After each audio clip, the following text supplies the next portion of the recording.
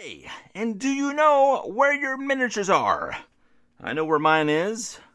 I got the Dungeons and Dragons fantasy version of the internet right here in front of me. I have the bounty board. Let's see if I can turn opening this into a 5-minute video, right? Anyway, thank you all for staying, keeping in touch and watching my videos. Yeah, we got the bounty board, which is just exactly what it is. It's literally a bulletin board. They decided to make, well, a miniature out of it, and I decided to pay $4.99 US dollars for it. So, wow. So there's that. Anyway, let's get this going. This ain't gonna be a 5-minute video. I can tell you right now. One thing I am gonna do though is I'm gonna do some painting. So, yeah, we're gonna paint this, and this is what we have here. So, it's from the WizKids Deep Cuts line. I like it because it doesn't look very warped. Actually, this is, I don't know, I'm enjoying it. It looks like it measures right around 2 inches in length, maybe a little bit over. So we got that. It does not come with one of those bases. I plan on putting this on a piece of MDF. So what we are going to do is trim this down, hit it with some primer, and then we're going to paint it. And we're going to paint it the easiest and laziest way possible. I'm pretty sure we're going to start using some Citadel contrast paints on it and see what we can get out of that. So we'll be right back here with getting to work on this. Okay, so this step we're just going to remove any of the basically any of the mold lines that you see here. So you got some stuff right there. We're just gonna take a sharp X-Acto knife and trim those off. Now, the one thing that I don't like about Nolzur's Marvelous Miniatures is that the fact that they are pre-primed.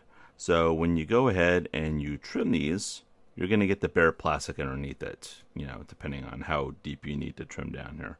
So, the fact that they say that they're ready to paint right out of the box, it's kind of a myth. Plus, if you water down your paints as much as I do, you'll notice that the finishes on these tend to be a bit hydrophobic, meaning that the release they use to get these out of the molds that they're built into, that they're cast into, they basically, it's like a greasy oil slick. So water and oil don't mix, so you're gonna have the old watercolor effect when you try to paint over a crayon drawing. So that's basically what you're going to get there. But it is what it is. They're cool, cheap miniatures, and that's why we like them, right? So I do like the fact that there's like even a nail right there. I'm going to leave that in there and actually paint that like a nail, just like this one is going to be like probably a little nail or what have you. And then you got your nail holes right there. So I think that's pretty cool. So, you don't have to invest a whole lot of time in this, but it's just one of those processes that if you go ahead and do it, it's really going to save you a lot of time later. So that's why we're taking the time to do it. So anyway, that's pretty much it. Like I said, there's not really a whole lot to this, so you're just trying to not have it look too terrible on the edges, because when you do paint especially if you're using contrast paints or any sort of inks or shades, it is really going to pull up where these lines are. So that's the main reason for this. If you're not too, keen on that and you just want to hurry up and paint something, you can probably skip this step entirely. But that's pretty much what I got going on there. So we got this pretty much trimmed down, about as much as we're going to get it trimmed down. And so what we are going to do is I am going to go over this with a coat of primer. They say it's already primed, but, well, yeah. You see me go off about it. Normally I would spray prime these, however, it is wintertime. And so, wintertime in the Pacific Northwest is like asking to make miniature soup if you try to prime these outdoors. So, what we're going to do, we're just going to go over it with just a bit of the Citadel Glacier base paint. So that's what we got. There's other good ones out there you can use. I'm just using this. I find that it works okay with the contrast paints. That's kind of what they designed it for. But normally, if I can get away with it, I won't go ahead and just spray primer or something, or not spray primer, but brush primer or something, because of the fact that it's way easier to spray it. And it's just December, and Pacific Northwest equals miniature soup. Leave them out there to dry, and come back, and they're in a puddle of water somewhere. So that's pretty much what we got. So you don't have to get too particular on this.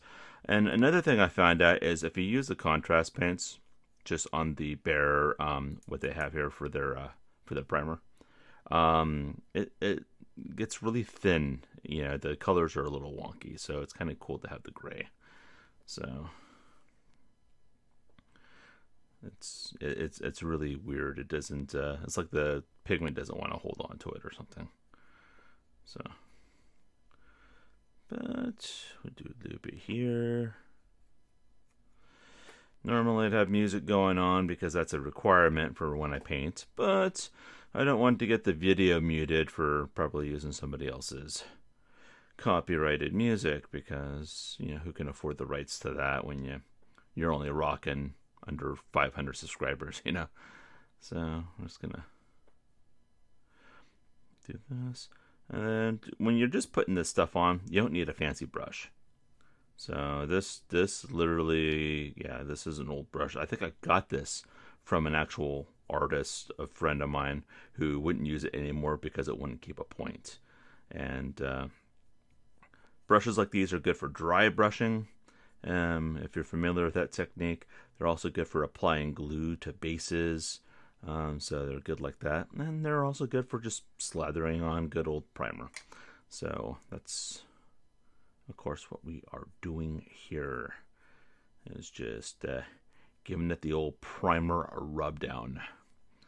You know, like a shiatsu and a grease down. You know, no happy ending. No happy ending. So, just about done here. And then the pro tip is, if you go thinner, it dries faster. So there's that. And then we can get on to the next stage. The key to using the contrast paints, of course, is making sure it dries thoroughly in between. The painting doesn't take that long at all on these. Actually, the painting's time is very, very minimal. It's just waiting for the paint to dry. You're literally watching paint dry. And generally I'd have this glue to a base too, but we're just going to kind of skip that step today.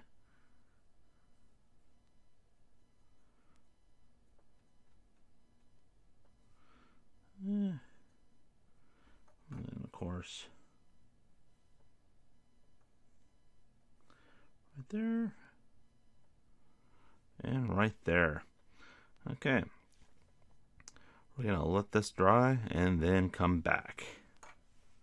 We're just going to go over these parchment pieces first with, this is an older color. It's their foundation line. It's a Citadel's Den Stone. I've had some pretty good luck with this stuff, so I like it quite a bit. So it's I'm sure they translated this into like a different color for their new line. This is like when they had that paint line for literally like 4 months, and then they redid their entire paint line and just kind of pissed everybody off. So, because Games Workshop kind of does stuff like that. So, I'm going to go full strength on this. I'm not going to water it down. And, you know, pretty much the reason for that is because the brush I have is pretty soaked as it is. I just rinsed a bunch of stuff off of it. So there's a little bit of moisture in there too. But at the same time, I'm going to just pull the paint around a little bit. So I just kind of use, literally part of the miniature for the most part as like a palette. So it's not rocket science. We're just going ahead and painting squares that are already there. So not much to it.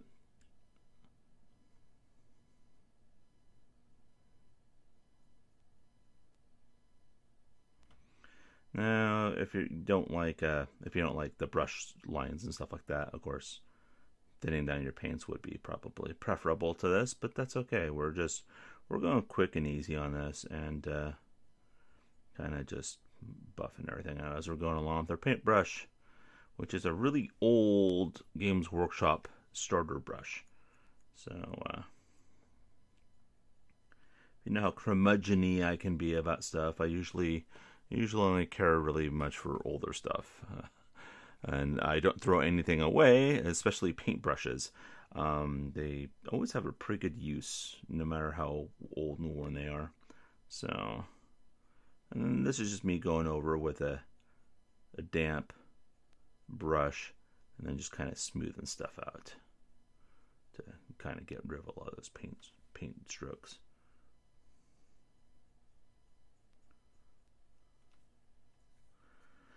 And if you accidentally get some on the spot that's supposed to be wood, that's okay too, this is going to be a really quick paint job.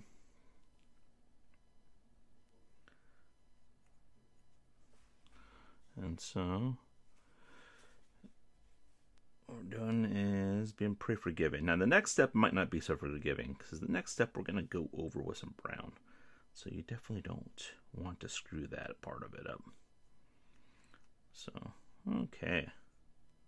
So basically we're going to go ahead and probably let that dry. I think I thinned it down too much in one spot, so let me just do that. Okay, and there we go. We got some brightly colored pieces of parchment. You don't have to worry about getting the edges too much if you don't want to. If you are going to get any of them, just try to get the tops. And you're going to see why pretty soon, because when I put the contrast paint on, it's just going to saturate around it and provide like a nice shadow around it. So really, for the most part, you don't have to worry too much about getting around the edges, because it's going to totally be brown probably anyway. So there's that. So we're just going to let that sit there for a bit and dry, and we'll be back with the next step. So it's time for us to put a little bit of shade on these really bland pieces of paper here. For this, I'm going to use Ogren Flesh. This is a discontinued color from Games Workshop or Citadel. So I think its replacement would be Reichland Flesh Shade, I believe. If you have anything else that's kind of a nice chestnutty sort of color that's a bit on the light side, that should work out pretty well too. So it's I think I even have an old thing of just actual chestnut ink here.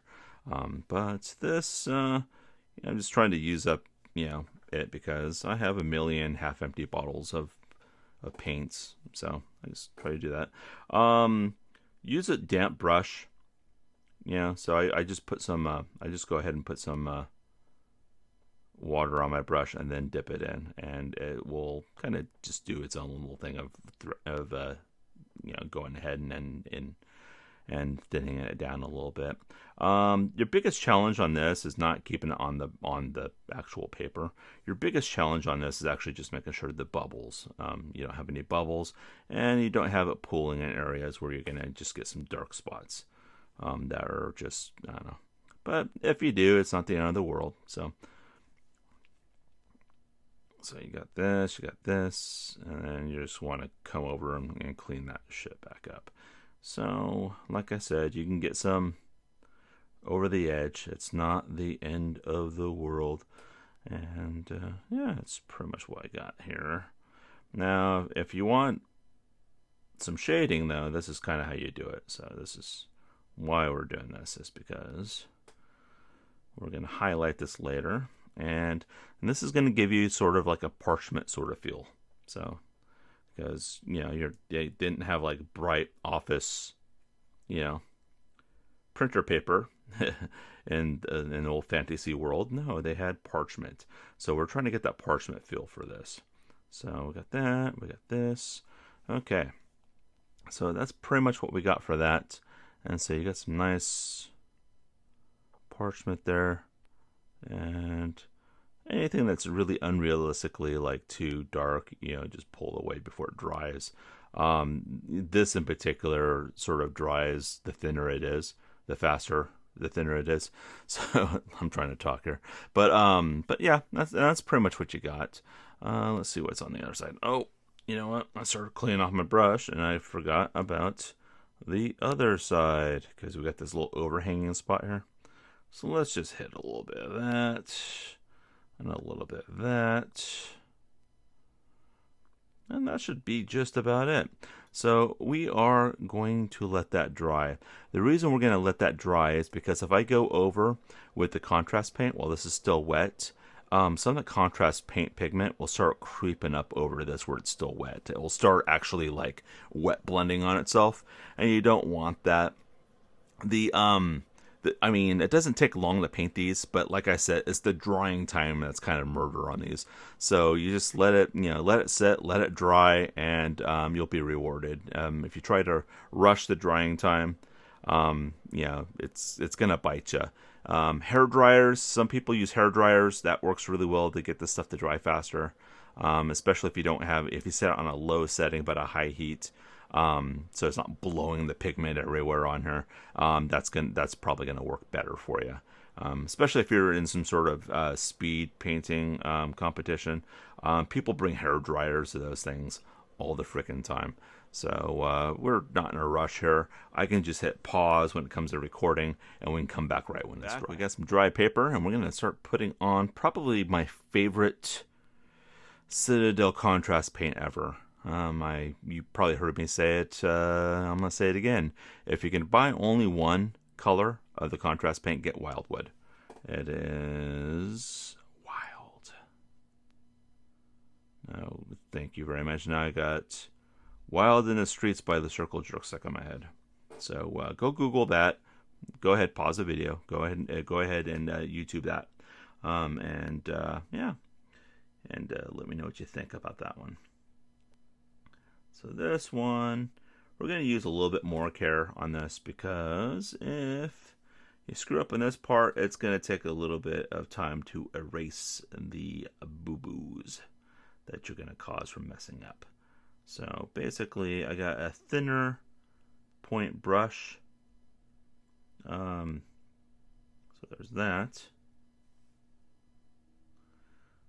And this stuff, generally, the thicker you go on with it, the better.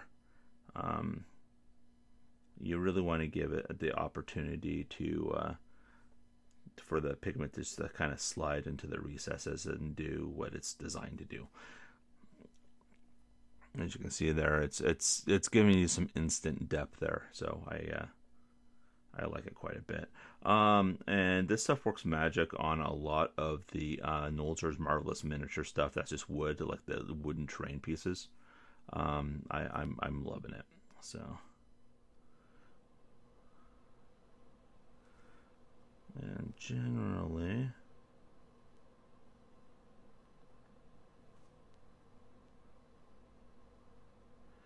let's see here. And this is my first couple of painting videos for you guys. I promised them to you for a while, so I want to at least think I follow through with my promises. If you like them, let me know. If you didn't care for them too much, let me know too, so I don't have to waste my time making them anymore. I can just open up stuff and and just rip on the quality and make fun of that, as well as my rather promiscuous ex-wife, and we'll call that like a failed endeavor.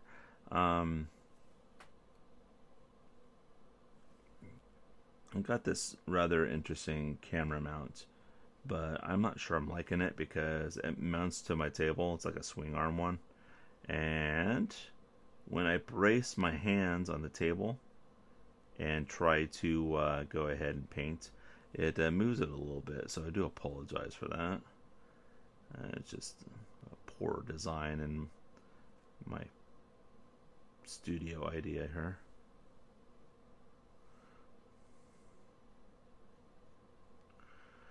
And I go through quite a bit of this. See, I got a little bit there, but kind of cleaned it up. I go through quite a bit of this Wildwood stuff, though. So it's just good. You get nice instant results. I'm probably gonna break out like a finer like brush to go through here, but because I don't really want to. Well, let's try it.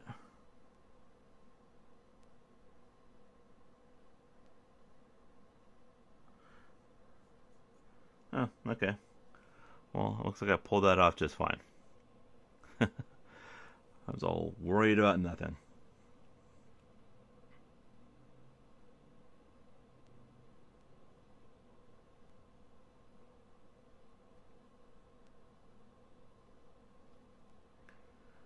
But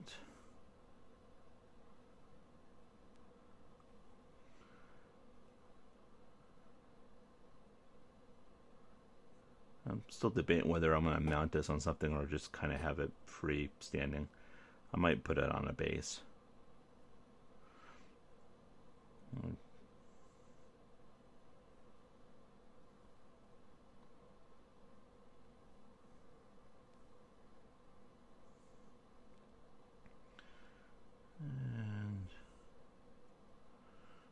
there we go. See.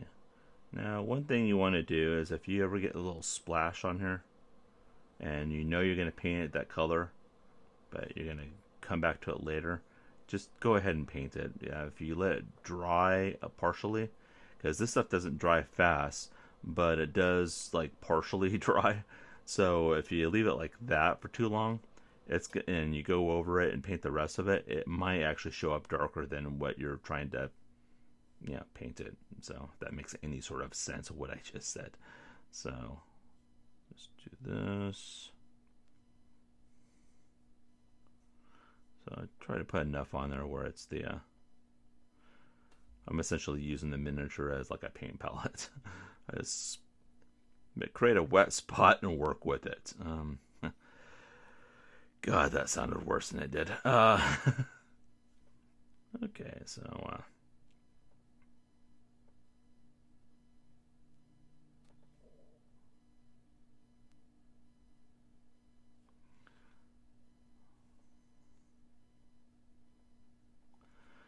additionally, if you are a musician and you would like to send me some music that I can use for my videos to play in the background while I am painting and dropping when I'm painting, without getting sued or my YouTube, video silenced, feel free to send that over at drzomb at hotmail.com, DRZOMB at hotmail.com. And I'll be more than happy to have a listen to what you got. I listen to just about everything, so if you got something, I'll probably listen to it. I'm not gonna lie to you. If I'm not gonna like it, I'll probably tell you, yeah, okay, you did it right, but I'm not gonna like it. But I'm not like Simon Cowell or anything. You're definitely not gonna go to Hollywood if I like it or not. So it's kind of up to you. I have some friends that said I can use their stuff, but that's all on SoundCloud, and I haven't figured out really how to download that stuff yet. So there is that, but that is also something I'm planning on considering. But yeah, gotta liven this up somehow.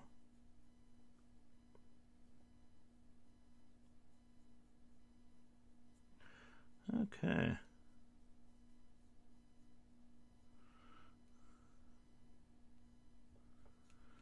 Okay, so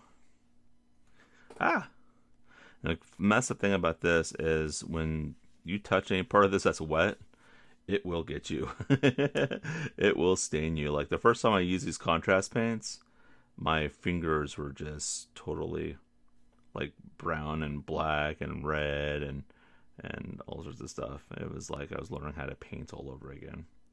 But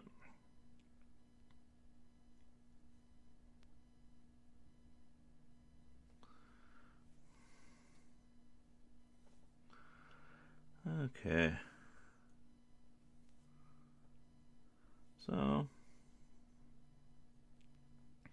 we pretty much got this where we need it to be. So we are going to let that dry, and then we'll be back and do a little bit of highlighting.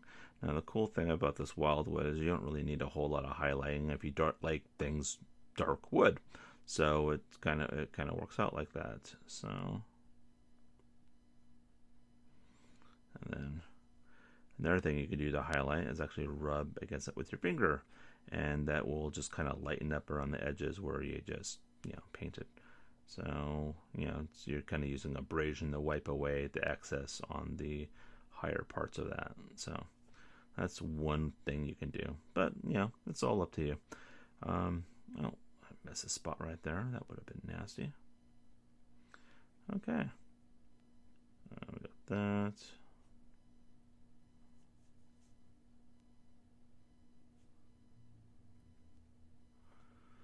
But yeah, you can see where I'm kind of laughing at those people that think this stuff dries way too fast. It doesn't. Not if you're using it correctly.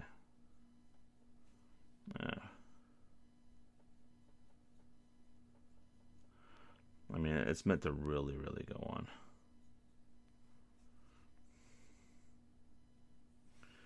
Okay, we're gonna let this dry and we'll be right. So we're just gonna do a little bit of highlights on that paper. Probably nothing too crazy. We're gonna go over it with what we had underneath it, which would be that Deneb stone. So if you have whatever you're going over it, if you don't have Deneb stone, then just kind of go over it, and basically what we're gonna do is just give a little bit of depth.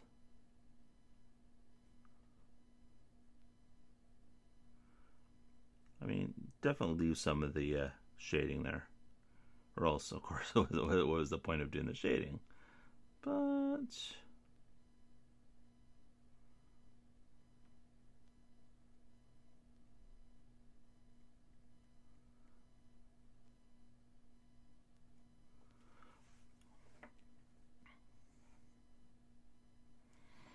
and this part, we're not going to put the paint on really super thick, so I'm just put a little bit of paint on my brush, rub most of it off onto the what is this, a Wendy's napkin, and then just go to town with it.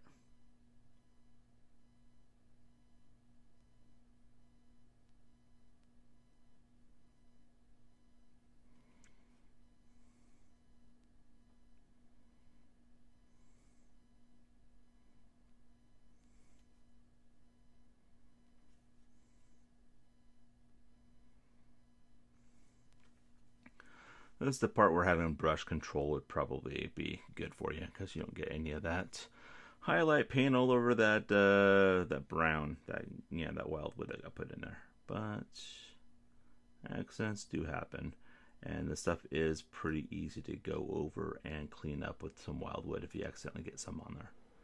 So if you mess it up, it ain't the end of the world. Nothing is. So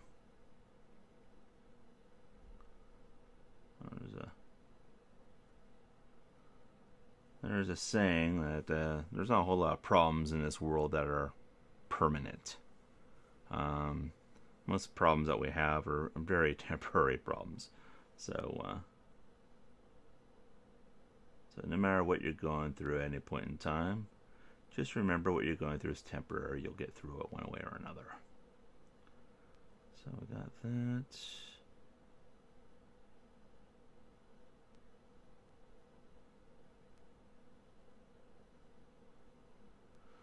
Okay.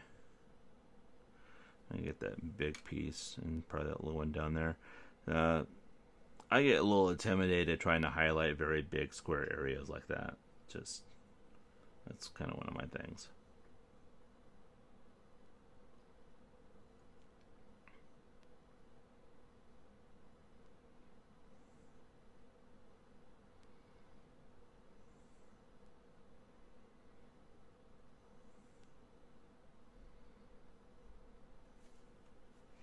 Looks like I missed a little spot with my X-Acto knife, but that's okay. I can.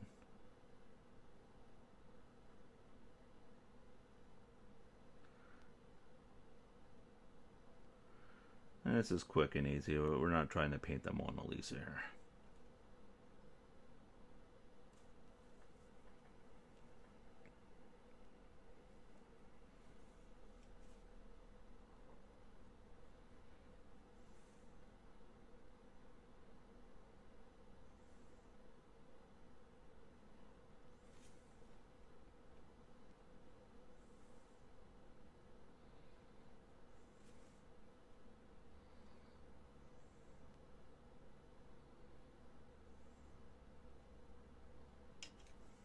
Oh, here we hit the camera again. I think I'm just gonna start having the camera farther away and just kind of zoom in. Hopefully it doesn't mess up the resolution too much.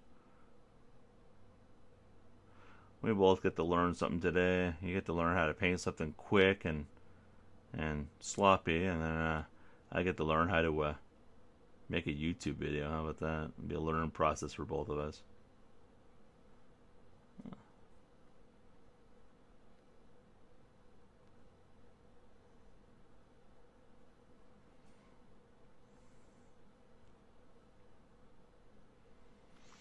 Okay, so we got that pretty much highlighted. Now, one thing you can do about this, I'm going to go over these nails with some metal, some probably bolt gun metal or what have you. But one cool thing you can do is you can get some pins, some like Prismacolor pins, and you can start writing on these. So you can essentially write almost anything you want on these. So, which is going to be kind of a pain for me to try to capture on the majesty of film, so I might not. So just FYI. So, plus if I screw up, you get to hear me bitch and complain about how I have to cover it up with paint. So we got that. So that doesn't need to be dry or need to dry or anything because it was pretty much a highlight. So I went on super thin with that, so it pretty much is dry. We got some stones or some rocks down here. I'm gonna get with some more paint. We're probably gonna use that Basilicanum gray for the rocks on the base, and then start hitting the. We'll start hitting the nails on this, and then see what needs lightened up as far as the wood goes on this.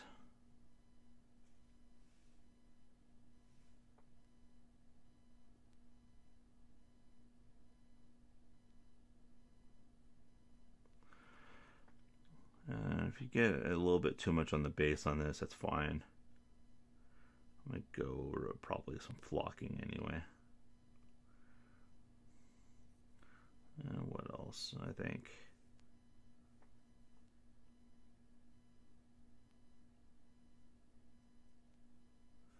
Have that.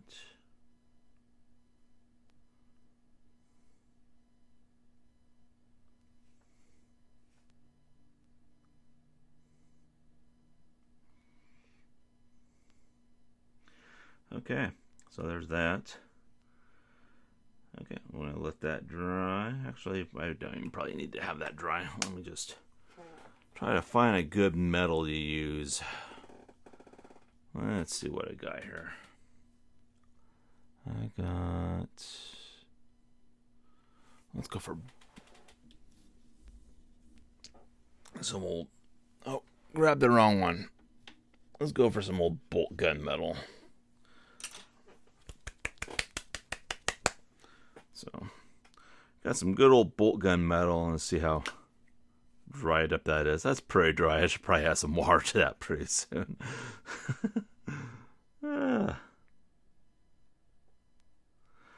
The best Citadel paint pots were those old ones with the white vinyl lids.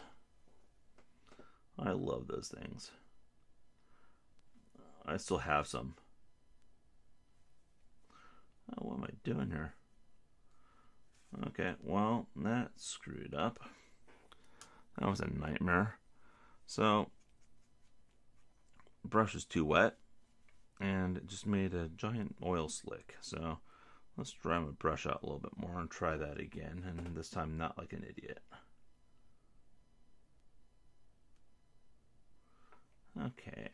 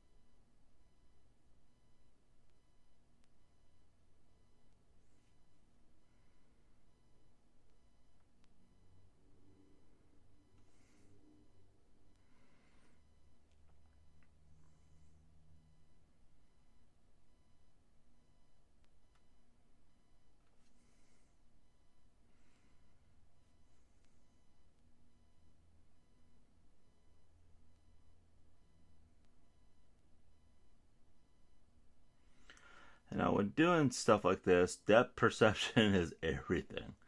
So, you don't got that down, you're just gonna miss the mark completely. So there we go. We got those on there. I think it looks, well, all right. You know, it's not going to win a Golden Demon Award, but it's not going to look like a bland piece of plastic on your gaming table either. And that's what Miniature Monday is all about, is not having any more bland pieces of paper. So I'm just going to put that there so it looks like a nail.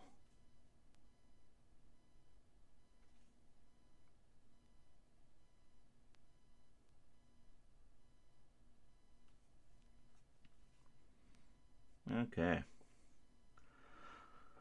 So we got that. So yeah, let's see. I think the next thing to do would maybe be highlight the wildwood. So let's see what I got going on for that. Or a suitable highlight. I'm going to do a little bit of highlighting on the wood. Not really a whole lot. I kind of wanted to have a nice dark, dingy sort of look to it. But I got a really old color here. It's just bestial brown. It's an old Citadel paint that I have. And to be honest with you, I don't try to buy anything new unless I actually need it. So that's why I still have it around.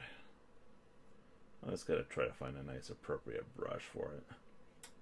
You don't want too stiff of a brush, because if you do, it's actually going to scrape some of the dried contrast paint off of the primer.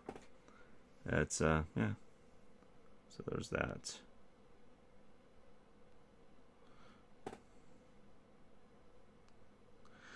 And this, it's going to be a combination of dry brushing and just kind of edging.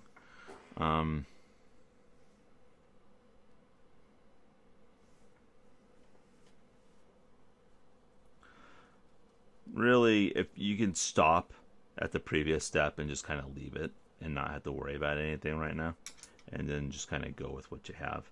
But I am just gonna take it another step further and then just kind of lighten it up just a little bit.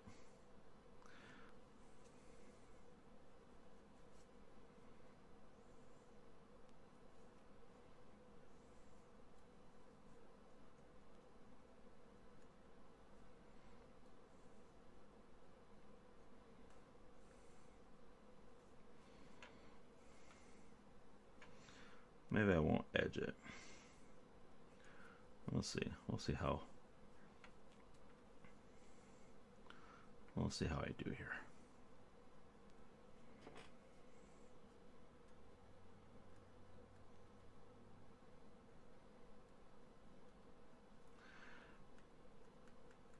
And I barely have any paint on the brush because it is easier to go over several little tiny layers and not screw it up than to try to put on one big colossal layer and then go way too light. Get the wrong tone in a place you don't want.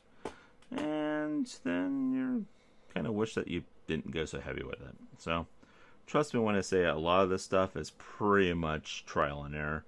You know, you kind of teach yourself how not to mess up when you mess up as many times as I have.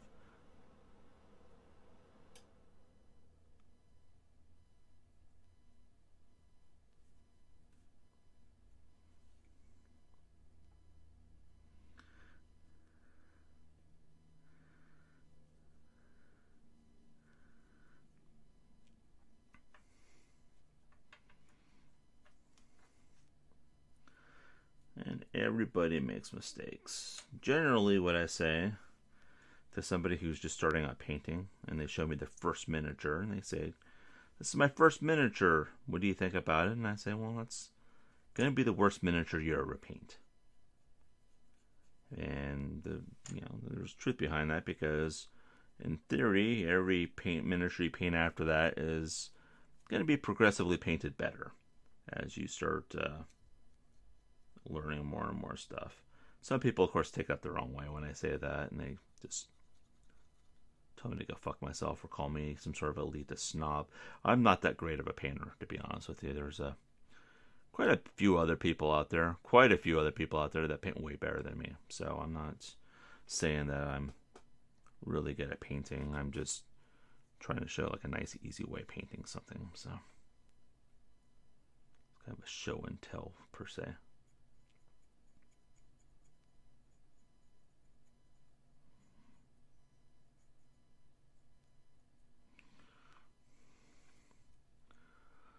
Okay, so we have our little signboard here. It's pretty close enough for tabletop. I'm going to paint some of this probably green, for grass, so I can just mix as well when I go ahead and put the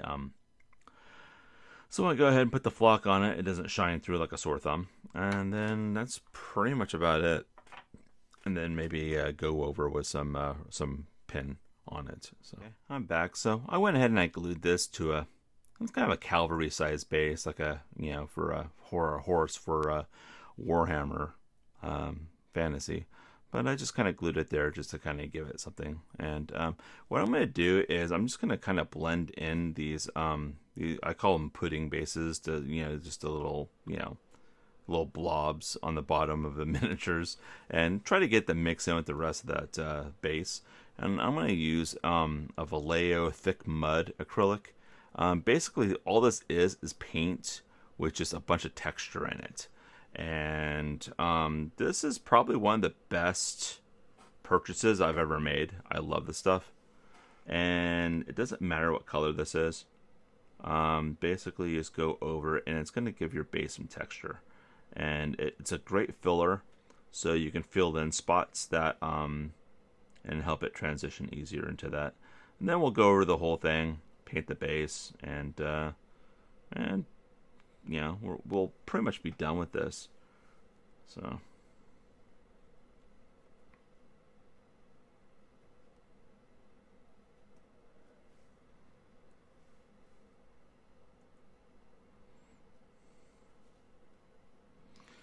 now this is the part where you're really going to kick yourself if you accidentally get the rest of the miniature with it. So I do recommend a bit of caution with this.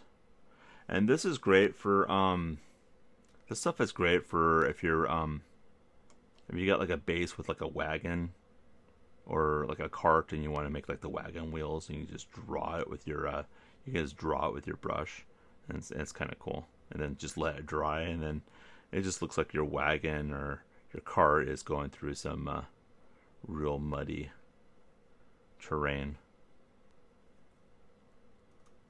But we're not going to go for the whole mud effect here. We're just mostly going for the texture on this. I'm sure there's other textures out there that work better. This is just what I had at the moment.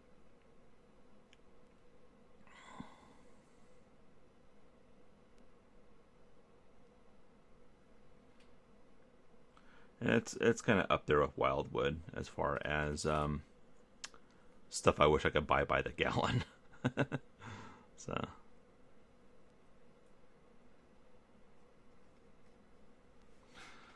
decide against flocking this. I'm just gonna texture it and paint it instead.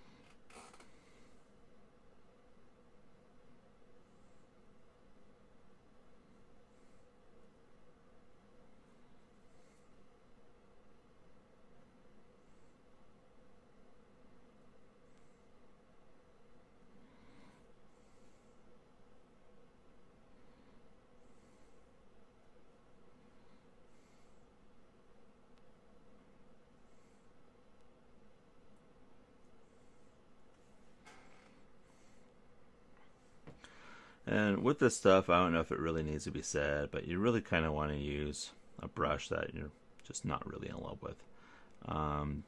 This texture paint is... Oh, no, not only does it make me bump into my camera, but the texture paint really, it's not kind to your brushes.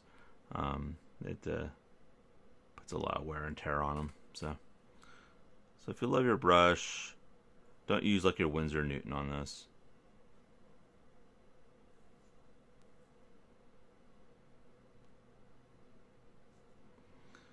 Because you'll be in for a heartbreak.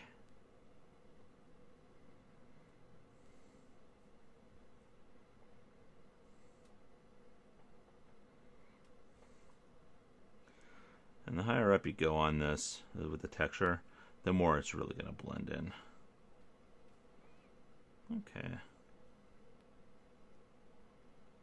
I just want to go over some of the raised spots. Tap them down a little bit. Okay.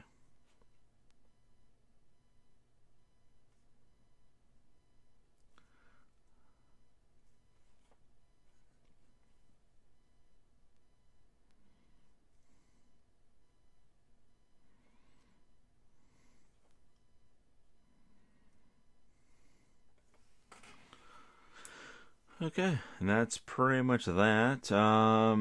That takes almost longer to dry than the damn contrast paint does. So I'll let that dry, and then go over it with some remotely dry enough to where we can start painting on it.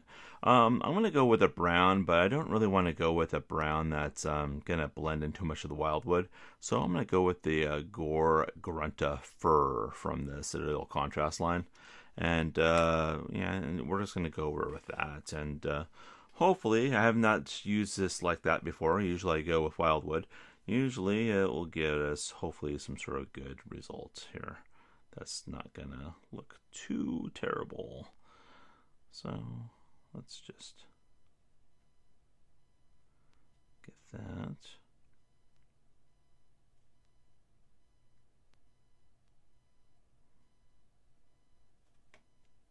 Oh no!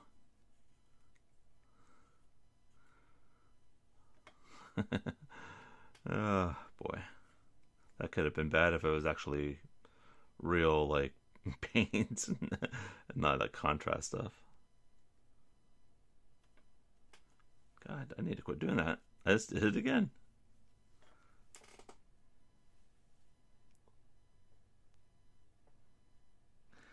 Just trying to get used to having this camera and trying to paint. And it's kind of like learning how to paint all over again.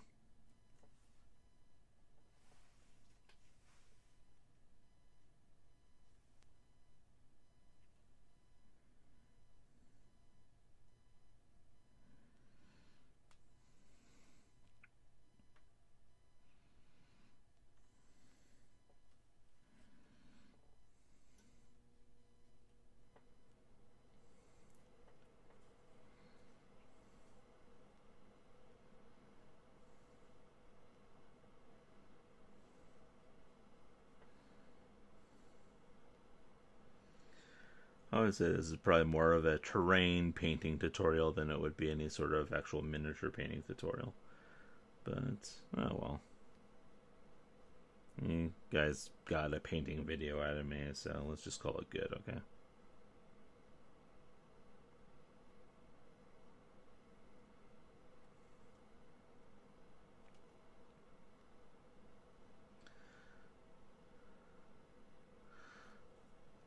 Okay, so the really annoying thing with this is when it dries, you'll get to see all the spots that you just totally missed. So sometimes it's a little better to go a little thicker with this than not. You can see right there where this is moving. You can see it wasn't quite dry yet, and I just went over it and re-moistened it with the paint, so that should be nice. But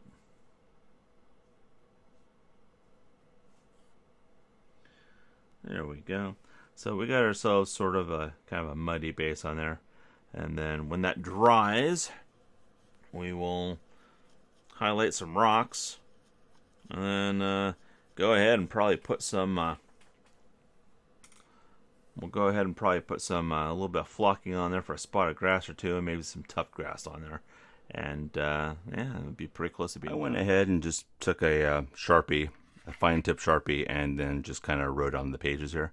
I usually don't recommend Sharpie because you can see how it kind of just doesn't go totally black, you know, the writing on here. So usually I use Prismacolor, but my daughter got into art, and so now some of my art supplies are well, a little harder to find than they used to be. But then again, I could be, you know, just throwing out a false accusation. It could be someone here or somewhere here on my painting table, and I just wouldn't know it. So, yeah, organization, folks, organization. So I went ahead and just did a couple doodles on here. And then what we're going to do is, you notice how shiny the wood is and how shiny this is? Well, we want it not to be so shiny. And of course, remember what I said about using contrast paints and your finger, you know, your fingers acting as like a sandpaper to rubbing that paint off when you're handling the miniature. So what we're going to do is go ahead and use some Vallejo matte varnish. And we're going to use some of that. So, and then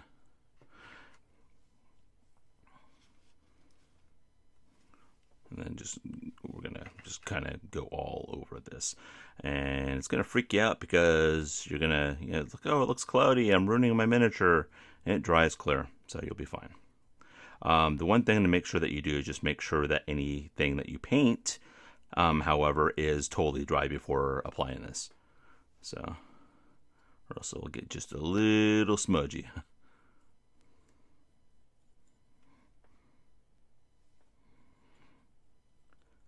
We're just going over this fast. Like I said, it's supposed to be something pretty easy to paint. So,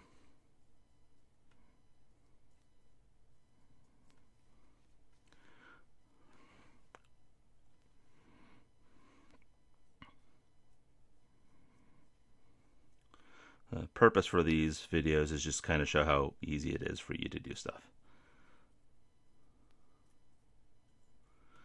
That way you have a lot less naked miniatures sitting on your shelf.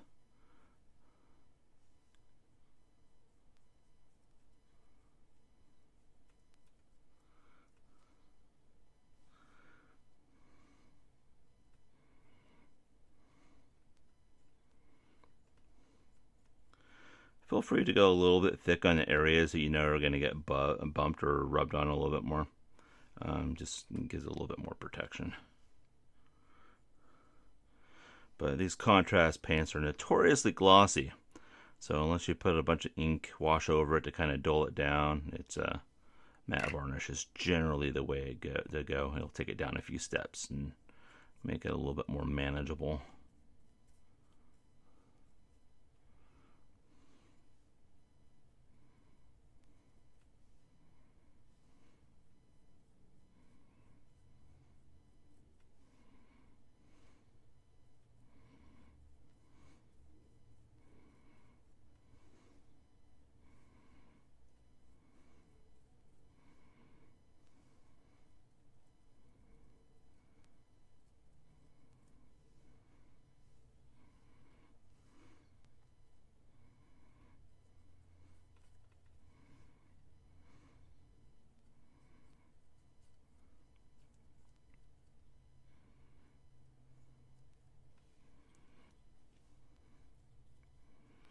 Now, this right here, you don't have to do mud. You can do pretty much whatever you want. I'm probably going to go over some of this with some. I'm probably going to go over some of this with some flocking. So it's just, I don't know. I just thought for it to be put in a muddy area of town, so that's kind of where I was going with. But I just kind of did this, and you don't have to use a Vallejo thick mud for the texture. Believe it or not, what works really good is just super glue, and you put like a layer of super glue on here, and then just sprinkle some baking soda, and you can get like a really decent cheap texture effect. So, well, cheap if you get like the really cheap super glue. That's kind of what that's for. But I'm sure somebody has a video out there on how to do it, so I recommend checking that out. So I need just a couple more drops on my palette.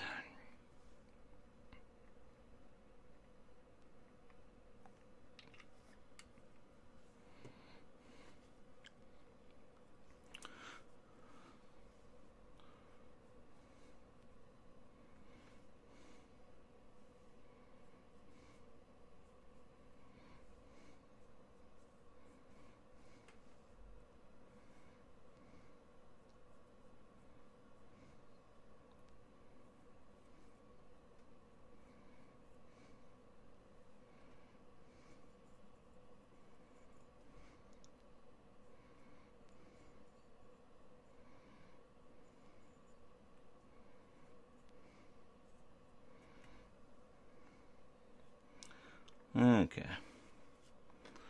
I guess while that's drying, let's put a little bit of grass there. So it's kind of muddy, so let's go for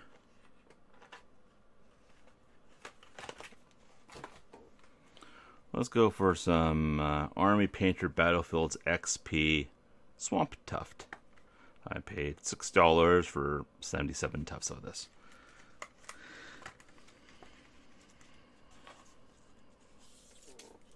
Might be a little more greener than I wanted to go, but you can't just do the whole thing brown. That would be just a little bit much. So, and we're going to use this good old-fashioned Elmer's glue. Bottle that's probably older than you are. It's it's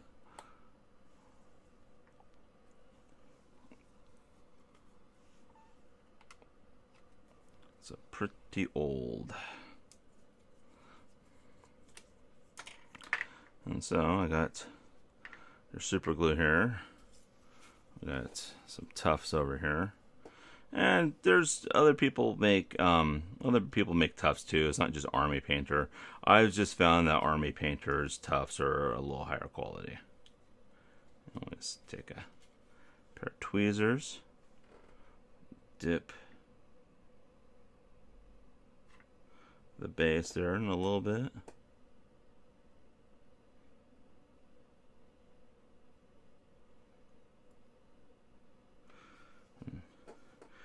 And that should go ahead and dry up pretty clear. Let's do a couple of tufts here, because that tuft is a little bit lonely, and I think it needs a friend. There we go. We can all use a friend sometimes. And that, I'm going to say, is about it. This is going to dry a lot less shiny. And the glue is going to dry a lot clearer. And that is pretty much kind of like the intro skill level way into going ahead and painting one of these. So we're going to come back when this is dry. Okay, so here is basically a finished version of that. So that's kind of what we got here. It was pretty quick. I'll be honest, it probably takes a lot longer to take a video of it than it would be to actually paint the damn thing. So it's it's pretty fun. So yeah, there's essentially how in a nutshell how you paint a adventurer's board for the WizKids Unpainted line. Anyway, I'd like to thank you for watching the video. If you liked this, please give it a thumbs up. If you didn't, that's okay. I've been getting some thumbs down too. I probably deserve them. And yeah, if you want to subscribe to this, and that would be helpful too. And let me know if you want to see more of these painting videos, because I can do them. They're kind of long and tedious for me to do, but I don't mind doing them if you will watch them. So anyway, take care and happy gaming.